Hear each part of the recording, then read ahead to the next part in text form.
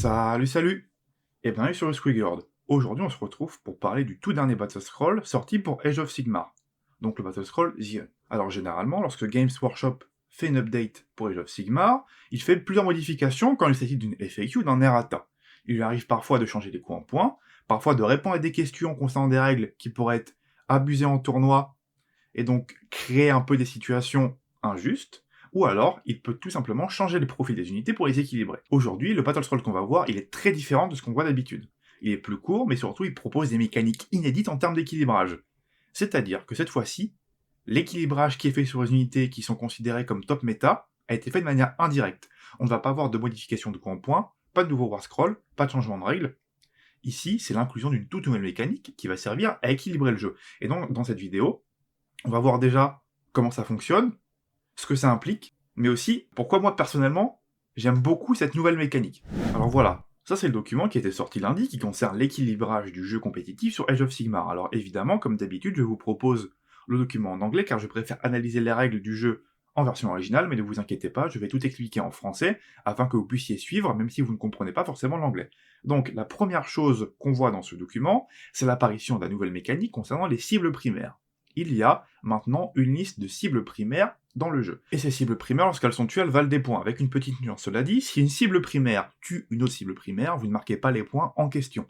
Ça veut dire quoi? Ça veut dire que maintenant, Games a identifié tout ou partie des unités de top méta et a décidé de les équilibrer via quelque chose d'assez particulier, c'est-à-dire que maintenant, le fait de jouer des unités qui sont les cibles primaires peut vous apporter un déficit en termes de points, parce que premièrement, ces unités valent des points lorsqu'elles sont tuées, et que deuxièmement, ces unités ne sont pas en mesure de scorer les points de cibles primaires. Et deuxième point, il y a une nouvelle mécanique qui concerne certaines armées qui sont des chasseurs alpha. Les armées qui sont considérées comme des chasseurs alpha, lorsqu'elles tuent une unité qui est une cible primaire, vous marquez un point supplémentaire par rapport à la valeur de coup en point dans le tableau qu'on va voir plus tard. Alors cette mécanique, elle cherche à régler le problème opposé de celui de la mécanique des cibles primaires. Les cibles primaires, c'est une mécanique qui cherche à équilibrer les unités trop fortes en infligeant un déficit de coups en point à celui qui les joue. Eh bien, les chasseurs alpha, c'est pour les armées qui sont trop faibles, et donc, pour équilibrer un peu la partie, lorsque vous jouez une armée qui est chasseur alpha, vous allez avoir un avantage de coups en point, parce que lorsque vous tuez une cible primaire, vous marquez des points en plus. Et donc maintenant que je vous ai expliqué comment fonctionnait cette mécanique, on va voir les unités qui sont les cibles primaires et les armées qui sont des chasseurs alpha, et on va voir ce que ça implique en termes de changement dans le metagame. Donc dans l'order, il y a beaucoup d'unités, et c'est à raison parce qu'actuellement, les armées de l'ordre, c'est les armées les plus top méta, les Stormcast, les Daughter of Cain, les Séraphons, on peut même considérer les Luminettes dans ça, et donc, eh bien, il y a beaucoup d'unités qui sont des cibles primaires afin d'équilibrer cette domination de l'ordre actuellement en tournoi. Et on commence directement avec les Stormcast parce que vous avez les Fulminators, les Storm Deck Guard et les Vanguard qui sont considérés comme des cibles primaires. Et ça tombe bien parce que la plupart des armées Stormcast, elles jouent ces trois unités-là à la fois, et elles ont même souvent ces unités-là renforcées. Je vous le rappelle, lorsqu'une cible primaire est renforcée, elle vaut un point supplémentaire par rapport à sa valeur dans le tableau pour le nombre de fois qu'elle a été renforcée. Donc si vous tuez une cible primaire qui est renforcée 3 fois, et que la cible primaire à la base, elle vaut un point, bah vous marquez pas un point, vous en marquez 3. Et donc ça implique que dans des match-ups qui étaient auparavant serrés, où vous aviez un écart de 5-6 points, eh bien, lorsque vous affrontez un Stormcast, vous avez la possibilité de creuser cet écart-là et de gagner la partie, parce que maintenant, vous avez des points de cible primaire, mais surtout, en plus de ça, la plupart des unités Stormcast de cette liste sont soit des lignes, soit des unités renforcées. Et donc, si c'est une ligne, ça vaut des points via tactique de bataille. On a aussi les Drakes, qui valent des points via Gur et via tactique de bataille. Et donc, lorsque vous faites la somme de tout ça, vous avez plein de capacités de scoring. Imaginez que vous ciblez une unité de 2 Storm Deck Guard qui sont des monstres. Vous marquez un point si vous la tuez grâce au manuel général de Gur. Vous marquez aussi 2 points si vous ciblez avec la tactique de bataille mise à mort et que vous détruisez une unité. Vous marquez un point supplémentaire avec les tactiques de bataille, donc 3 points si jamais vous faites cette tactique de bataille avec un monstre, donc ça fait déjà 4 points pour 2 dragons. Et en plus de ça, vous avez marqué un point supplémentaire grâce à la cible primaire, et 2 points si jamais c'est une unité de 4 dragons, et donc ça fait 5 points. Et 5 points, dans la plupart des scénarios du manuel général, c'est un tour entier scoring. Et donc c'est un avantage énorme en termes de points si vous arrivez à un moment où vous pouvez tuer une unité avec la tactique de bataille adéquate. Côté luminette, les esprits du vent sont ciblés, et donc vu que généralement en luminette les joueurs vont en jouer peut-être 1, 2 voire 3, ça crée un petit déficit en coups en points de ces unités qui sont très fortes et très dominantes actuellement dans les luminettes. Côté Daughter of Cain, on a Morathi Cain, mais surtout on a les Bloodstalkers. Et les Bloodstalkers, c'est une unité qui est jouée en masse dans toutes les listes Daughter of Cain compétitives. En plus de ça, lorsqu'elle est jouée à les renforcer avec généralement un pack de 15 et un pack de 10, et c'est une unité qui est fragile, qui est ligne, et qui est facile à tuer.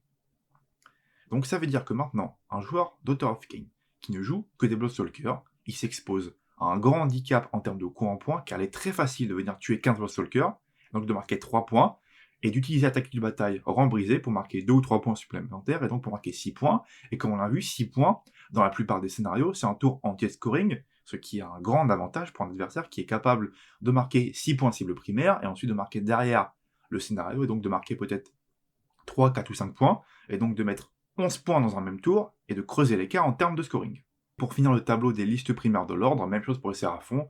Les Salamandres et les Bastiladons sont les unités qui sont beaucoup jouées, donc vous avez une unité ou 2 unités de chaque dans les listes Séraphons, souvent Thunder Lizard, et donc maintenant, si vous continuez à faire ça, eh bien l'adversaire va marquer des points en plus par rapport à vous. Et côté Prime Hunter pour l'ordre, on a les Sylvanettes. Et donc c'est bien parce que les Sylvanettes, ça va leur permettre peut-être d'avoir un jeu plus offensif et donc de gagner des parties qu'ils ne pouvaient pas gagner auparavant, juste en marquant des points de cible primaire sur leur adversaire. Maintenant qu'on a vu l'ordre, on va passer à la destruction.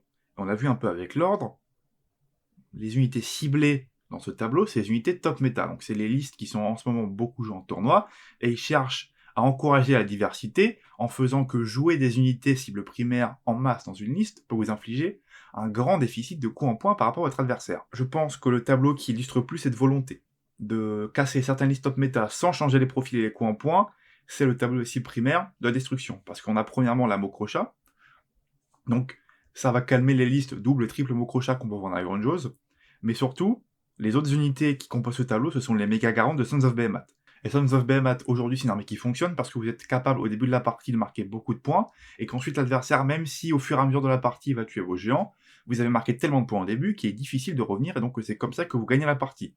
Maintenant, le problème, c'est que tous les géants valent des points. Et donc, que l'avantage que vous avez au scoring au début de la partie, il va être comblé par l'adversaire, parce qu'il va au fur et à mesure tuer vos géants, couplé avec la clé de bataille requise, et donc à chaque tour, il est capable de marquer peut-être 4 ou 5 points sur un géant lorsqu'il meurt, et lorsque un géant meurt et que l'adversaire est capable de marquer 5 points, ce qui est, je le rappelle encore, un tour entier de scoring dans la plupart des scénarios de la V3, eh bien ça implique que maintenant, les Sons of Behemoth ne sont plus en mesure de creuser l'écart en termes de scoring, et que je pense personnellement que juste cette valeur de cible primaire sur les géants va tuer les listes avec 4 géants dans les tournois. Et pour les Prime Hunter, on a les Gloomspite et les Bloodspitters. Et on remarque que la tendance des Prime Hunter, c'est de donner une porte de sortie en termes de scoring aux armées qui ne sont pas du tout optimisées pour le tournoi en ce moment, à cause de War Scroll ou de règles qui ne correspondent pas et qui ne peuvent pas répondre aux menaces du top méta. Et ça va peut-être aider les Gobelins et les Bloodspitters à remporter des parties qu'auparavant ils ne pouvaient pas gagner tout simplement. Du côté des KO, les cibles primaires sont issues de 2 armées, les Seth to Darkness et Tzeentch. On a donc Kéros et les Pink, Be'lakor et le Prince des Monts de Corne.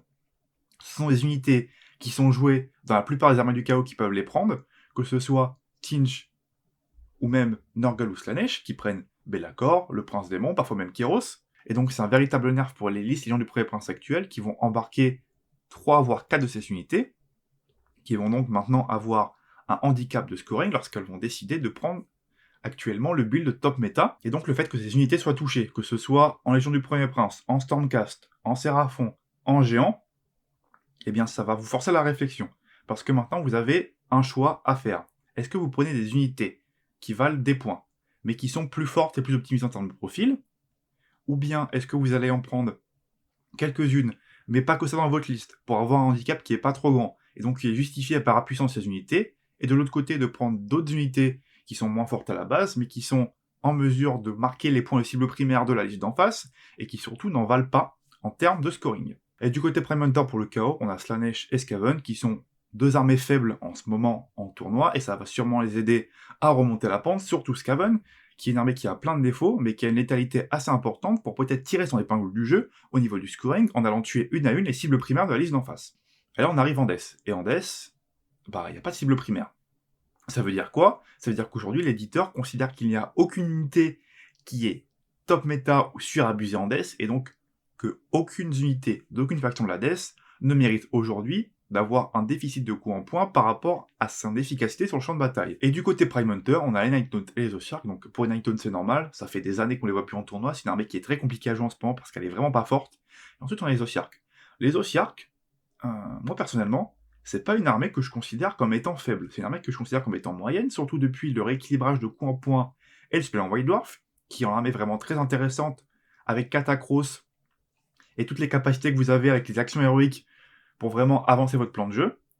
Et donc, le fait que vous marquez des points en plus, avec les Ossiarques, sachant qu'en plus, ils ont des tactiques de bataille supplémentaires pour tuer des monstres et des lignes, ça va, je pense, aider beaucoup les Ossiarques à combler un déficit de scoring qu'ils pouvaient avoir, parce que c'est une armée qui est plutôt lente. Et je pense que pour le coup, c'est peut-être l'armée Prime Hunter qui va tirer le plus avantage de cette nouvelle mécanique de toutes les armées Prime Hunter qu'on a vues jusqu'ici. Donc voilà, on a fait le tour de ce Battle Scroll. Moi personnellement, c'est une mécanique que j'aime beaucoup. C'est la première fois que Games Workshop nous propose un équilibrage de cette manière-là. Avant, c'était vraiment classique. On changeait le War Scroll, on changeait les points, on faisait un Narrata qui changeait une interaction et qui la rendait beaucoup moins forte, surtout lorsqu'elle était top méta. Et là, il nous propose vraiment une mécanique qui est très différente de d'habitude. C'est-à-dire qu'on est vraiment sur une réponse ciblée, à un moment T sur quelque chose qui est considéré comme très fort. En plus de ça, on n'est pas sur un nerf direct, où unité elle vaut trop de points, où le War Scroll est devenu vraiment trop faible, et donc elle est injouable. Ici, les unités qu'on a vues sont toujours aussi fortes. Les Vanguard font toujours aussi mal. Les géants sont toujours aussi forts en termes de résistance et de contrôle de table. Bellacore fait toujours son 5+. Les pings, c'est toujours 50 PV. Voilà, les unités n'ont pas changé, elles sont toujours aussi efficaces. Mais ce qui est vraiment nerfé par ce supplément, c'est le fait d'en jouer beaucoup. Parce que plus vous jouez de cibles primaires, et plus vous donnez de points théoriques à votre adversaire, et donc c'est un déficit de scoring que vous devez combler avec votre plan de jeu. Et si jamais vous jouez trop de cibles primaires, le déficit de scoring va être trop important à creuser. Parce qu'on l'a vu, le fait de tuer 4 Fulminators, ça peut valoir 8 points. Le fait de tuer un géant, ça peut valoir 6 points. Le fait de tuer 15 Voltalkers, ça peut valoir 6 points. C'est vraiment beaucoup de points. Il y a des scénarios en V3 où vous pouvez scorer 15 points, mais c'est pas la plupart des scénarios. La plupart des scénarios, c'est vraiment 5 ou 6 points de scoring primaire avec 3 points de tactique de bataille, et c'est tout. Et donc le fait d'avoir ces unités de top méta, qui valent désormais 2 ou 3 points lorsqu'elles sont tuées, ça va vraiment changer la dynamique des parties, parce que ça veut dire qu'une partie qui auparavant était serrée entre deux joueurs, le joueur qui a le plus de cibles primaires va peut-être perdre la partie, là où auparavant il l'aurait gagné. Et donc moi, ce rééquilibrage, je l'aime beaucoup.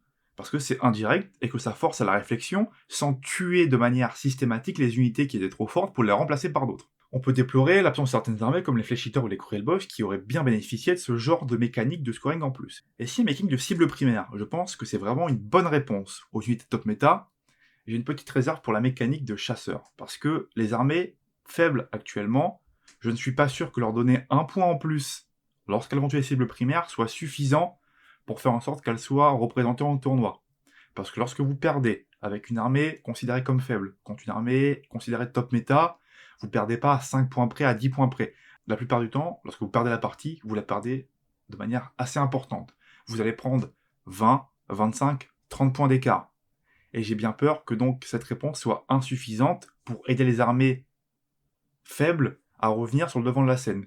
Mais il n'empêche que ça reste un pas vers la bonne direction et que j'espère qu'ils vont, au fur et à mesure du temps, améliorer cette mécanique pour la rendre parfaite, car je pense que c'est la meilleure réponse qu'ils pouvaient faire pour répondre au top méta sans avoir à changer tous les War Scrolls et les coups en point, et donc à provoquer des réactions en cascade où du coup une unité est remplacée par une autre et que ça change strictement rien à la dynamique actuelle du format compétitif, si ce n'est le nom des War Scrolls qui sont spammés dans les listes. Maintenant, il y a vraiment une punition qui est faite en termes de scoring si vous jouez des listes top méta, en spammant des cibles primaires, et comme dans Age of Sigmar on gagne au scoring, le fait de punir via la condition de victoire du jeu, c'est une réponse qui est la plus adéquate à mon avis. Et bien voilà, c'est tout pour cette fois. Si jamais vous avez des questions, je vous invite à les poser en commentaire, et si vous avez aimé la vidéo, n'hésitez pas à laisser un pouce bleu. Et moi sur ce, je vous dis à la prochaine. Salut salut!